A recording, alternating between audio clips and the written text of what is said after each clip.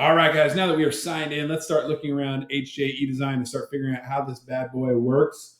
You will notice up at the top, you've got a couple of buttons up here you can click on. These two right here are the main ones we're going to use, book and library. So I want to start with library because we're not going to use it for now. So I just want you to know this is where we go to add photos to Edesign so that we can put them on our page.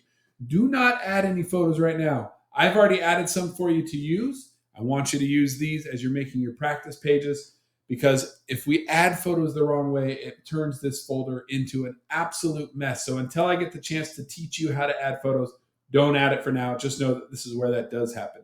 Let's go to the book tab though. This is where the magic really happens. This is where we're actually going to make all 328 pages of our yearbook. You will notice right off the bat that these first handful of pages are only assigned to certain students. For example, I'm signed in as Hector right now, and you'll notice that this is the only page, 26 and 27, that Hector can edit. Everything else just says view, meaning Hector cannot go in and mess with Haley Cervantes' page. He can only mess with his own. Later on, you're going to be working in groups. So eventually, I might have a page where Hector, Haley, and Jacob are all assigned to page 26 and 27. But for now, only Hector can access page 26. So if he wants to do that, he would just click right here on Edit. That brings him here into page 26 and 27. And you'll notice right off the bat that this page is editable and this page is not. And there's a reason why they do that. For now, I will show you if Hector just wants to work on both pages, he's just going to click on this and he can now edit both pages. The problem with this is that if Hector's working in a group with Haley and Haley needs to log in and work on this page, as long as Hector is on this page, she cannot. Now, as soon as Hector goes back to return to book view, if Haley's name was right here as well, now Haley can go in and work on the page. Well, what if they both want to be working on the page at the same time? The only way to do that is for Hector come over here and click on Edit on the right-hand side and leave it like this. He cannot click this button. If he doesn't, Haley can log in and work on the left-hand side. But again, as soon as Hector clicks on this, Haley cannot access the other page. For now, it's fine because only Hector is going to be using this page anyways, so it's not a big deal. I just wanted to mention that. So let's get started and talk about what we are looking at here. So see this pinkish salmon colored line that goes all the way around the edge of the page? This is called the bleed line because anything that on your page that's going to be a full bleed has to go to the outside of this line. What's a full bleed, you ask? Let's take a look. Here's a magazine right here. You will notice that some of these pictures go all the way to the edge of the magazine, whereas some of them stay inside the magazine.